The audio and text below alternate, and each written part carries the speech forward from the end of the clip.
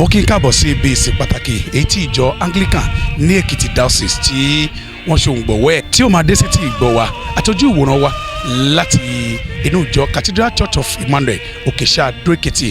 Orúkọ tèmi ni Ajínrere Báyọ̀ Fámọ̀rọ́tì.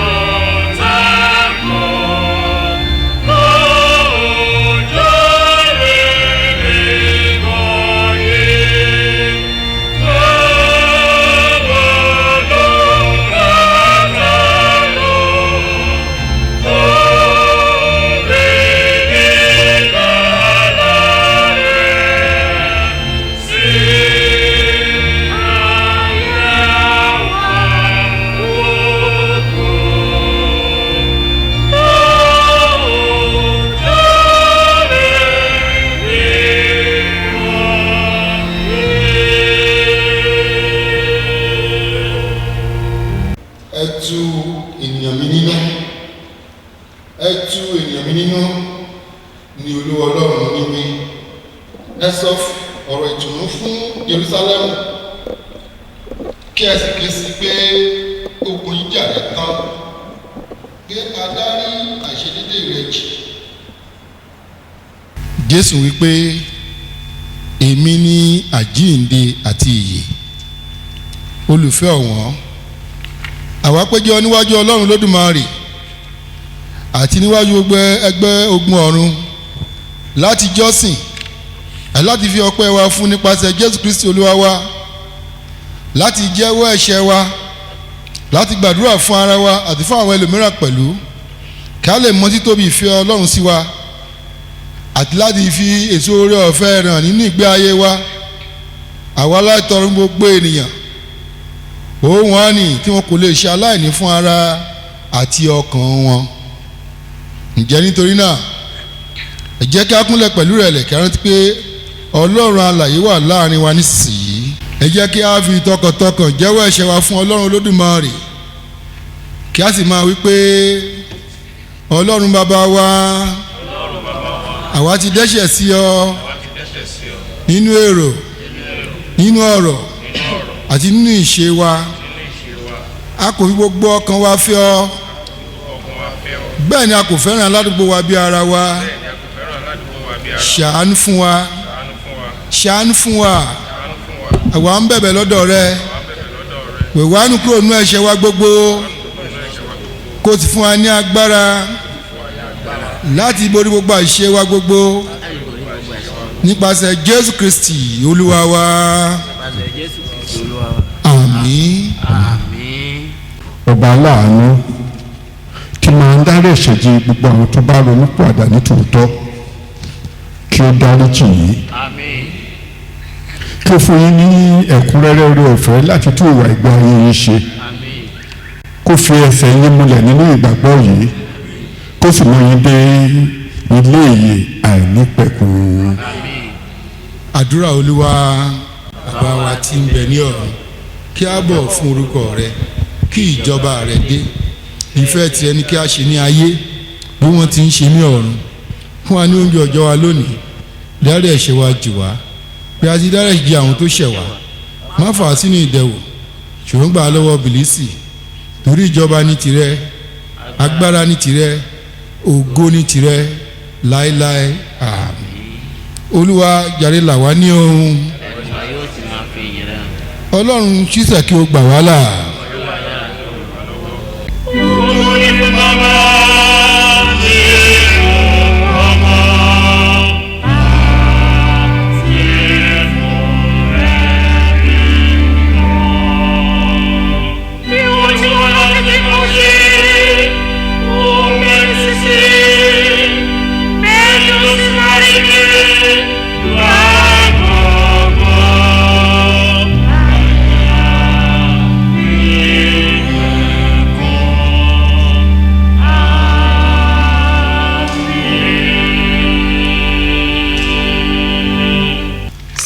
ìkẹrìndínláàádóje a ó kà á ní àkàgbà.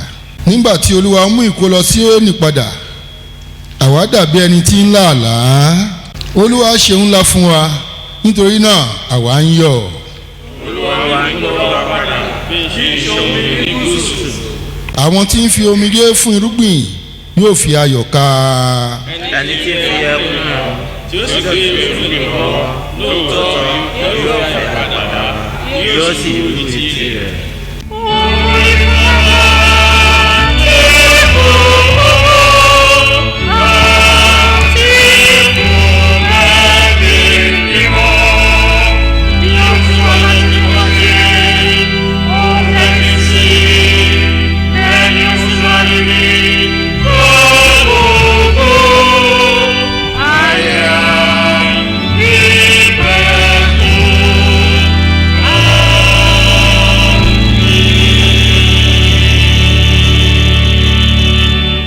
ẹ̀kọ́ kíkà fún ìsìn yìí ni a rí ní ìwé ìfihàn orí ìkẹta. ẹ gbọ́ ọ̀rọ̀ Olúwa. àti sí áńgẹ́lì ìjọ ní Sáàdì kọ̀wé nǹkan wọ̀nyí lé ẹni tí ó ní ẹ̀mí méje Ọlọ́run àti ìràwọ̀ méje ní wí pé èmi mọ iṣẹ́ rẹ àti pé ìwọ ní orúkọ pé ìwọ ń bẹ láàyè ṣùgbọ́n ìwọ kú. máa ṣọ́ra kí o sì fi ẹsẹ̀ ohun tí ó kù múlẹ̀ tí ó ṣetán láti kú, nítorí èmi kò rí iṣẹ́ rẹ ní pípé níwájú Ọlọ́run. nítorí náà rántí ibi tí ìwọ ti gbà àti bí ìwọ ti gbọ́, kí o sì pa á mọ́, kí o sì ronú pìwàdà. ǹjẹ́ bí ìwọ kò bá ṣọ́ra, èmi ò dé sí ọ bí olè, ìwọ kì yóò sì mọ wákàtí tí èmi yóò dé sí ọ. ìwọ ní orúkọ díẹ̀ ní Sáàdì tí kò fi aṣọ wọn yí èérí, wọn ó sì máa bá mi rìn lé aṣọ funfun nítorí tí wọ́n yẹ. ẹni tí ó bá ṣẹ́gun òun náà lè ó fi aṣọ funfun wọ.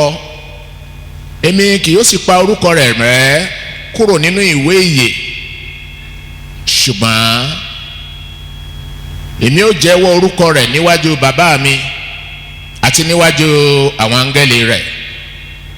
ẹni tí ó bá lé etí kí ó gbọ́ ohun tí ẹ̀mí ń sọ fún àwọn ìjọ.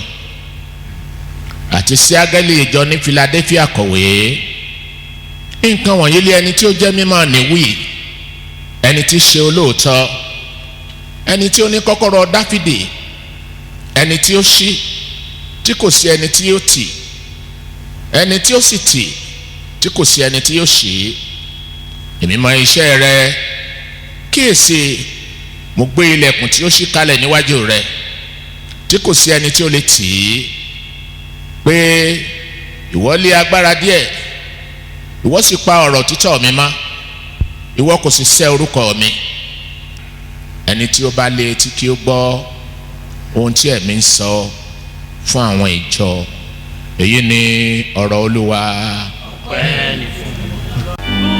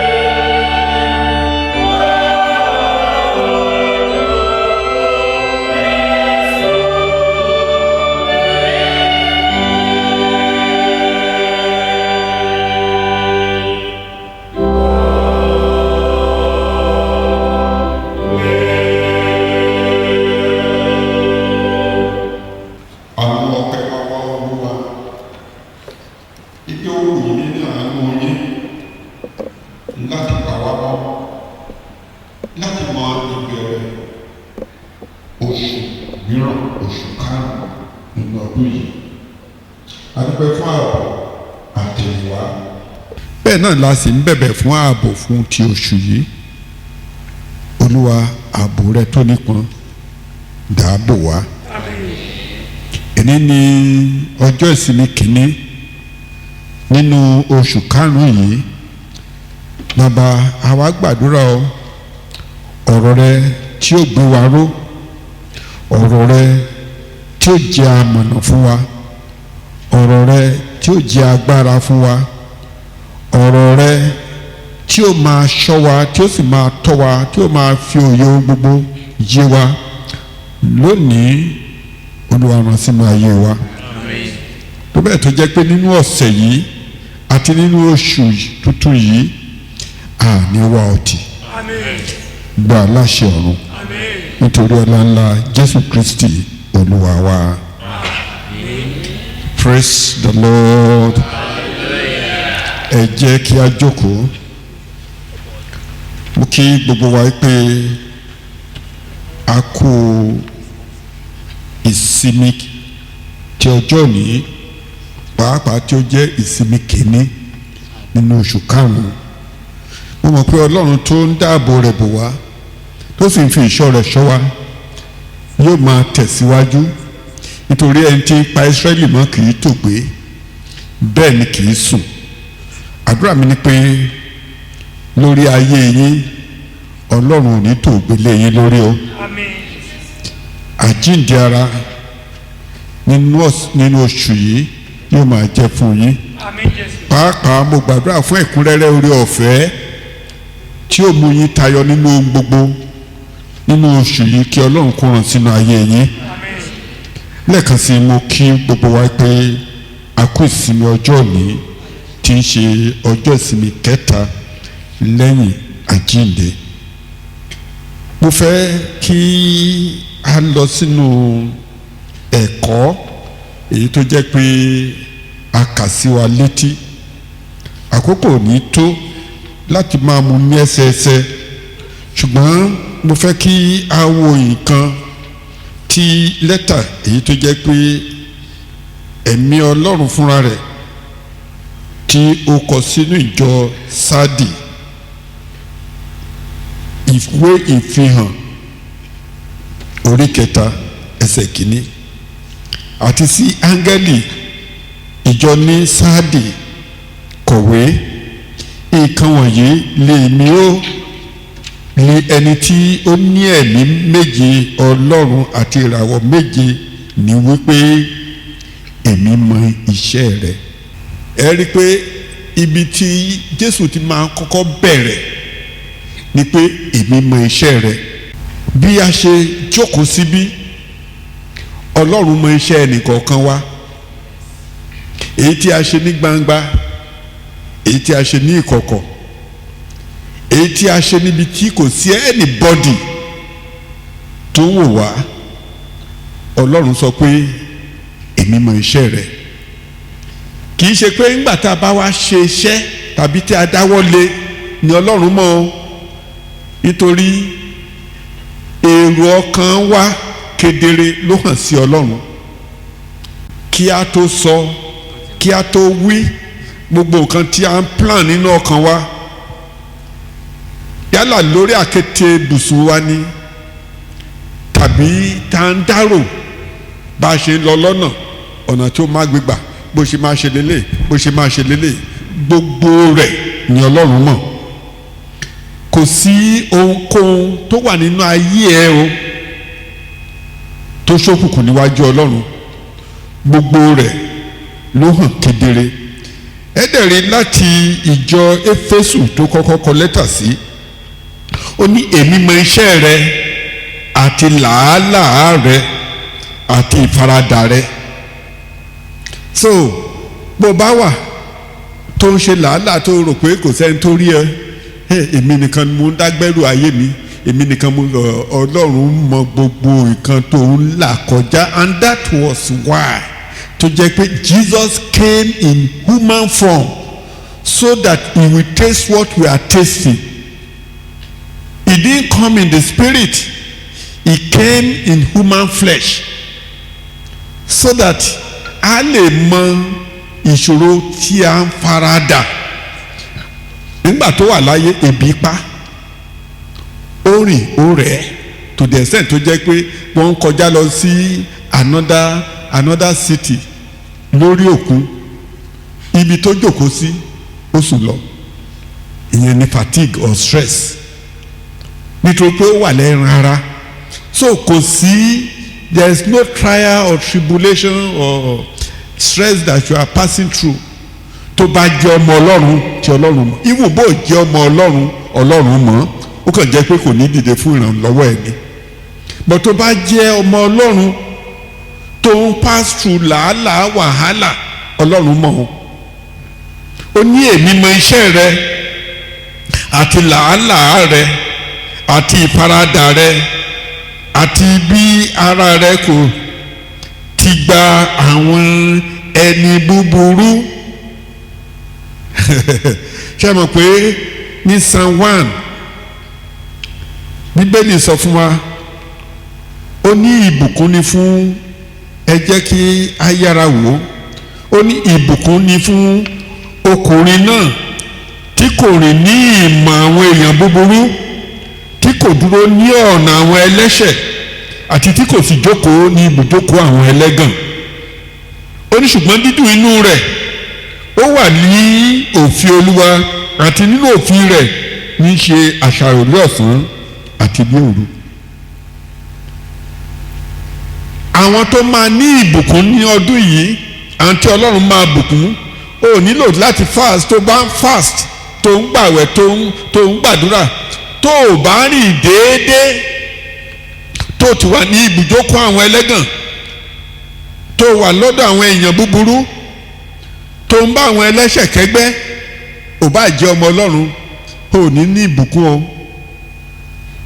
àfi kó ta kété kúrò nínú ibi òun ni Ọlọ́run ń bá àwọn ìjọ Éfésù sọ ó ní mo mọ gbogbo nǹkan tó ń farada mo mọ làálàá rẹ mo mọ wàhálà ẹ mo mọ àwọn ibi tó wà mo mọ ìṣòro bẹ́ẹ̀ nígbà tó tún sọ tó tún máa bá ìjọ tó tẹ̀lé sọ̀rọ̀ ó ní èmi mọ iṣẹ́ rẹ àti ìpọ́njú àti àìní rẹ so kò sí ohunkóhun tó lè dé bá ènìyàn nínú ayé tí Ọlọ́run ò mọ̀ ìjọ tó tún tẹ̀lé ó ní èmi mọ iṣẹ́ rẹ àti ìfẹ́ rẹ àti ìgbàgbọ́ àti ìsìn rẹ ó wá dé ìjọ ibi tí à ń wò lénìí ó wá sọ pé èmi mọ iṣẹ́ rẹ àti pé ìwọ ní orúkọ pé ìwọ ń bẹ láàyè ṣùgbọ́n ìwọ kú kọlọ má jẹ́ kí ilé o jẹ́ ìpín tiwa o wà láàyè ṣùgbọ́n ìwọ kú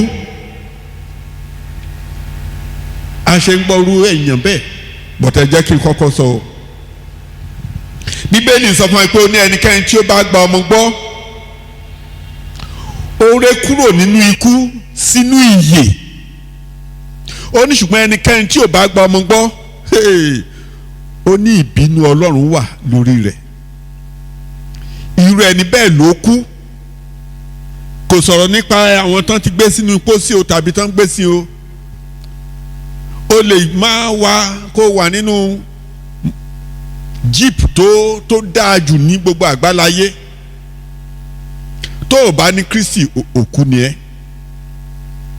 òkú tó wà láàyè òun ló wá ń sọ fún wa níbí lẹ́ni ó ní èmi mọ iṣẹ́ rẹ àti pé ìwọ ní orúkọ and that is the problem of man today we struggle to make name we struggle to make name we struggle to be popular we struggle to be recognized gbogbo ipá la máa ń sà káwọn èèyàn mọ̀ wá ká lókìkí ká ní gbogbo rẹ̀ but agídílé èèyàn fi ń struggle pé kò mọ Kristi pé kò ní orúkọ Ọlọ́run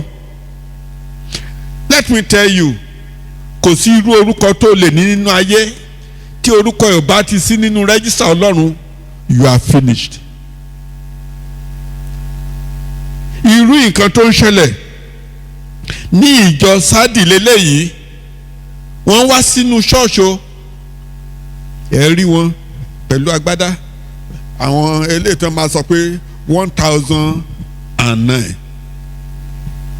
tó jẹ́ pé wọ́n á fi ẹ̀gẹ́ sí aṣọ wọn, wọ́n á wá wú ńgbà tán bá ń bọ̀, wàá wá rí i pé wàá rò pé àwọn ló ní gbogbo àgbáláyé níkàáwọ́.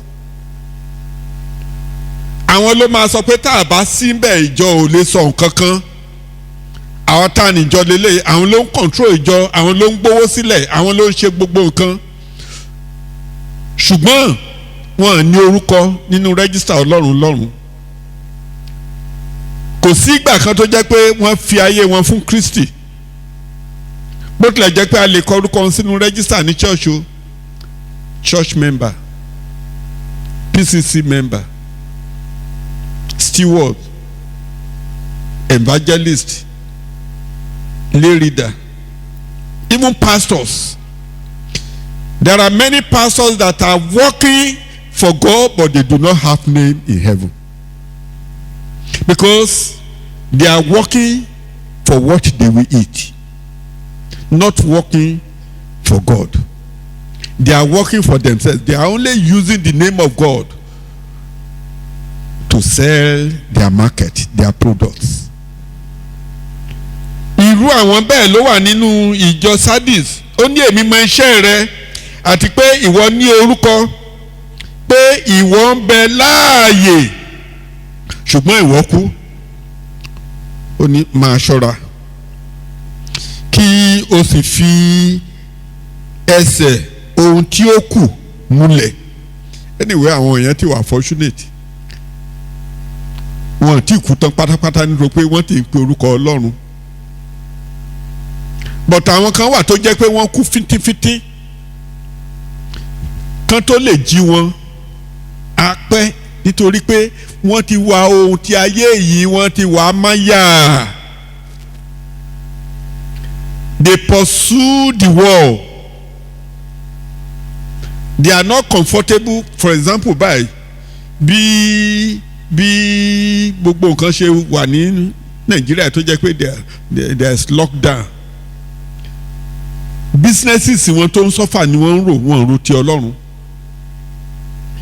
Oh, I've lost millions, I've lost billions. Ọ̀rẹ́ ẹlòmíì tó jẹ́ pé lẹ́yìn ìgbà tí wọ́n bá release wa tán pokùnso tó máa commit suicide because a rí pé business ti dojúrú. Because nǹkan tí wọ́n pursue all the days of their lives nìyẹn, not God. In fact, lẹ́yìn lockdown, ẹnikẹ́ni tó bá wà pàápàá ní Nàìjíríà tí ò bá ní Kristi, mi rò pé it will take special grace of God. Because gbogbo nǹkan tá à ń rí tó ń ṣẹlẹ̀ now is enough to make us believe that there is God. Mo wá rọ̀ wá o, bí a ṣe ń tẹ̀síwájú nínú eré ìje ìgbàgbọ́ wa, ìwọ wo yẹ ara rẹ wò, ǹjẹ́ ìwọ ti ní Jésù gẹ́gẹ́ bí Olúwa àti olùgbàlà rẹ? Ǹjẹ́ ìwọ ti kọ̀ ẹ̀ṣẹ̀ rẹ? Ǹjẹ́ ìwọ ń tẹ̀síwájú nínú eré ìje ìgbàgbọ́? Tó bá jẹ́ pé nítòótọ́ o ti dá àtúnbí, lẹ́yìn ìgbà tó ti dá àtúnbí, báwo ló ṣe ń rìn? Ǹjẹ́ o ń rìn ní ọ̀nà tó yẹ? Báwo ni ìfẹ́ rẹ sí Ọlọ́run àti ohun tí ń ṣe ti Ọlọ́run? Ó ní èmi mọ iṣẹ́ rẹ. Ìwọ rò wípé o ní orúkọ ni? Ó ní ṣùgbọ́n ìwọ ò ní orúkọ o, nítorí bó tilẹ̀ jẹ́ pé o wà láàyè ṣùgbọ́n òkú ni ọ́. Náà tó bá sọ pé o jẹ́ ọmọ Ọlọ́run tí òkú tó wá ń lídìí alààyè, how possible? Ṣé ó ríran? Kò ríran. Ọlọ́run ò lè bá sọ̀rọ̀ nítorí ẹ̀mí ni Ọlọ́run. Àwọn tó wà láàyè tán ní ẹ̀mí Ọlọ́run nìkan ni Ọlọ́run lè communicate with. But those people that are in the spirit, that are born of the spirit, born of God, they can easily discern the mind of God and know the real direction to lead the people. Àdúrà mi ni pé nínú oṣù tuntun tí a bọ́ sí yìí, kí Ọlọ́run kó yọ́nú sí wa, ká lè rí ìgbà ayé ọ̀tun, kí ìbínú Ọlọ́run kó lè kúrò lórí ayé wa, ká lè kásẹ̀ gbogbo àwọn àrùn bíi kòró wọ̀nyí, ká kásẹ̀ rẹ̀ kúrò nílẹ̀, so that we will enjoy His beauty, His freedom again. Let us pray. Ẹ jẹ́ kí a gbàdúrà. A dúpẹ́ lọ́wọ́ rẹ bàbá. Ẹ̀mí ìrònúpìwàdà ní tòótọ́ wọ́n sínú ayé ẹnì kọ̀ọ̀kan wa. Ìgbésẹ̀ tó yẹ ká gbé ká bàa lè ní ìyè, Olúwa fi hàn wá. Má ṣe jẹ́ ká kọ̀ ọ̀rọ̀ rẹ, jẹ́ ká ṣe ìfẹ́ rẹ. Ògo ni fún ọ lókè ọ̀run bàbá, ní orúkọ Jésù Kristi Olúwa wa. Kí Olúwa kí ó pẹ̀lú yín. Ẹ jẹ́ kí a kúnlẹ̀ fún àdúrà. Ọlọ́run Olódùmarè, ẹni tí ń fi ìmọ́lẹ̀ òtítọ́ rẹ̀ hàn fún àwọn tí ń bẹ nínú ìṣìnà, nítorí ìdí èyí pé kí wọn kó lè padà bọ́ sínú ipa ọ̀nà òdodo, fífún gbogbo àwọn tí a gbà sínú ẹgbẹ́ ìsìn gbàgbọ́, kí wọn kó lè máa yẹra kúrò nínú ohun ọ̀nì tí ó lòdì sí ìjẹ́wọ́ wọn, kí wọn kó sì máa tọ gbogbo orú nǹkan wọn ní lẹ́yìn tí ó bá èyí náà ṣe déédéé, nítorí Jésù Kristi Olúwa wa. Ohun tuntun kó dìde lórílẹ̀‐èdè wa, gbogbo ohun tó ti kú kó máa jí dìde. Bí Fílípì ti wọ ìlú Samaria tó kéde ọ̀rọ̀ rẹ, tó wòsàn, tó gbàlà, tí ìgbà ọ̀tun àtayọ̀ wọnú wọn, lónìí ọ̀rọ̀ rẹ jẹ́ kó jáde lọ sí gbogbo ayé. Ogun àìsàn yìí kó máa wọlẹ̀. Ẹ̀kọ́ ńláńlá tí ó kọ́ wa pé ó wà láàyè síbẹ̀ ká sìn ọ́, ẹ̀mí ìrònúpìwàdà tòótọ́ gbé wọn àwọn olórí wa. A gbàdúrà yìí ní orúkọ ńlá Jésù Kristi Olúwa wa. Bí wọ́n ṣe máa jáde lọ sínú ayé nínú oṣù yìí, kí ipa Ọlọ́run kó dì yín mú, ààbò rẹ̀ kó wà lórí ayé yín, ìmọ́lẹ̀ rẹ̀ kó tàn yín ká. Ẹ ní rìn nínú òkùnkùn ayé o. Ibi tẹ́ ó lọ, tẹ́ ó kábàámọ̀ kúrò níbẹ̀, ẹ ní lọ ọbẹ̀. Ìbùkún Ọlọ́run, ààbò Ọlọ́run àti ìpamọ́ Ọlọ́run yóò máa bá yín gbé. Ẹ̀kúnrẹ́rẹ́ oore ọ̀fẹ́ tẹ́ ó fi tayọ nínú oṣù yìí, Ọlọ́run yóò rán sínú ayé yín, àti kí ìbùkún Ọlọ́run Olódùmarè, ti Bàbá, ti Ọmọ àti ti Ẹ̀mí Mímọ́ kí ó wà pẹ̀lú yín, kó máa bá yín lọ látòní lọ àti títí láéláé.